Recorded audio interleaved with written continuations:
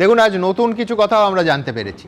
আমরা এতদিন জানতাম যে আইপ্যাক একটা ভোট কুশলী সংস্থা, যারা একাধিক রাজনৈতিক দলের পরামর্শদাতা হিসেবে বেশ কিছু বছর ধরে অত্যন্ত সম্মানের সঙ্গে অর্থের বিনিময়ে কাজ করে চলে। তার দীর্ঘ প্রোফাইল আছে, আমি এই অনুষ্ঠানে পরে সেই প্রোফাইলও দেখাবো। সেই সংস্থার প্রধান এই মুহূর্তে হচ্ছেন প্রতীক জৈন। এ রাজ্যে 2019 থেকে, তখন প্রশান্ত কিশোর ছিলেন, তারা তৃণমূল কংগ্রেসের হয়ে কাজ করে।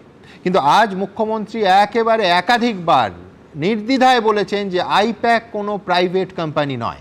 প্রতীক জৈন তৃণমূল কংগ্রেসেরই আইটি হেড। দেখুন, আমি এতদিন জানতাম যে আজ স্টুডিওতে ঘটনাচক্রে আছে দেবাংশু ভট্টাচার্য, তৃণমূল কংগ্রেসের আইটি হেড দেবাংশু। কিন্তু যাই হোক, অরূপ, আমি জানি না, আমার পরের বক্তা অরূপ চক্রবর্তী, অরূপ কি জানতো যে প্রতীক জৈন তৃণমূল কংগ্রেসের এত বড় নেতা এবং আইপ্যাক ইজিক্যাল টু তৃণমূল, এবং আগামী ভোটে তৃণমূলের যে প্রার্থী তালিকা, কোনো সন্দেহ নেই, আমি মুখ্যমন্ত্রীর সঙ্গে সম্পূর্ণ একমত যে অত্যন্ত গুরুত্বপূর্ণ নথি, যদি এই নথি সত্যি ইডি নিয়ে থাকে, তৃণমূল কংগ্রেসের প্রার্থী তালিকা থেকে শুরু করে বহু গুরুত্বপূর্ণ নথি তৃণমূল ভবন বা হরিশ চ্যাটার্জি স্ট্রিটে নয়, এখন আইপ্যাকের অফিসে থাকে। অরূপ কি বলে?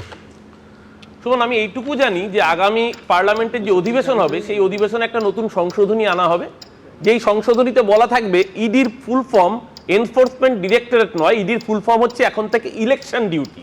যেখানে যেখানে ইলেকশন আসবে সেখানে ইডিকে ডিউটি করতে নামতে হবে, এবং ডিউটি করতে নামতে গিয়ে এমন অবস্থা হবে যে চুরি করতে হবে।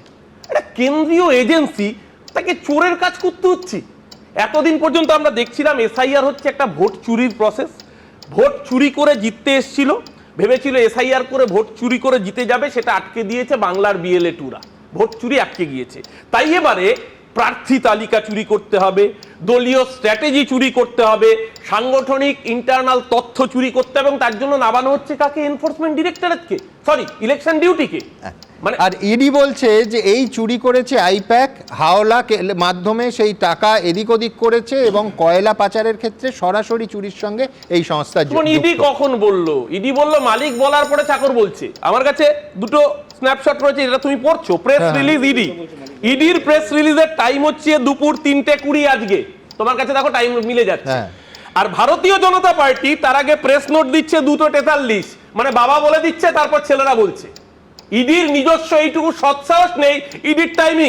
ইডির টাইমিং হচ্ছে 3:20। না না না, ওটা সোশ্যাল মিডিয়ায় পোস্ট করার টাইম। তার মানে কি? ইডির প্রথম বিবৃতি আসে তার থেকে অনেকক্ষণ আগে, সেটা হচ্ছে ফ্যাক্সের মাধ্যমে।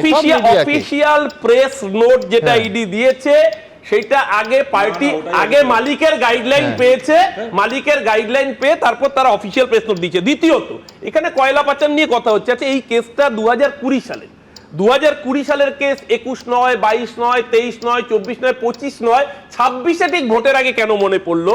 মাথায় রাখতে হবে যে অনুপ মাঝি, এর সঙ্গে সবচেয়ে বেশি কয়লা রিলেটেড যার যার নাম উঠেছিল, তাদের মধ্যে একজন রাজু ঝা খুন হয়েছিলেন, আরেকজনের নাম ছিল জয়দেব খান। কে এই জয়দেব খান? 2024-এর লোকসভা নির্বাচন, দুর্গাপুরে প্রচারে এসেছিলেন Amit Shah. To the director Andal airport, it is hereby informed to you that the following BJP members will be present at the Ondal airport on departure of the Home Minister Amit Shah on 10th May 2024.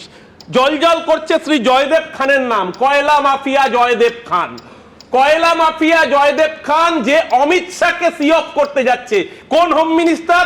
যার আন্ডারে CISF. কোন CISF? যার আন্ডারে কয়লা খনি, কয়লা পাচারের kingpin নাম, তার নাম হচ্ছে অমিত শাহ, যাকে সি অফ করতে যাচ্ছে একটা কয়লা মাফিয়া, মানে লুঠের লাইসেন্স দিয়ে দিচ্ছে। কোন সিআইএসএফ এর কর্তার হিম্মত হবে জয়দেব খানের বিরুদ্ধে ব্যবস্থা নেওয়া? আজকে এত বড় বিনয় মিশ্রটা বললে না, কোথায় উবে গেল লোকটা? বিনয় মিশ্র ধরার কাজ তো কার? পালানো কি? দেশের বাইরে যায় কি করে? স্বরাষ্ট্র মন্ত্রক, বিদেশ মন্ত্রক কাদের হাতে? তৃণমূলের হাতে। তাহলে স্বীকার করুক যে তৃণমূল দেশ চালায়, আমাদের আপত্তি নেই। দ্বিতীয়ত, সুমন মনে থাকবে, তোমার পাঞ্জাবে যখন বিধানসভা নির্বাচন হলো, তার আগে তৎকালীন পাঞ্জাবের চিফ মিনিস্টার ছিলেন চরণজিৎ সিং চান্নি।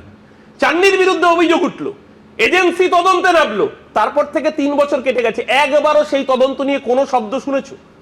2024 দিল্লি, তুমি বলছো 26-এর ভোটের পরে তৃণমূলের এই ফাঁড়াটা কেটে যাবে? আমি আসছি 2024 দিল্লি, তোমার সাথে একাধিকবার মনীষ সিসোদিয়া থেকে কেজরিওয়ালের নাম নিয়ে দীর্ঘ আলোচনা হয়েছে। আজকে 1 বছর কেটে গেছে, একবারের জন্য কেজরিওয়ালের তদন্ত নিয়ে একটা টু শব্দ এসছে এজেন্সির মুখ থেকে।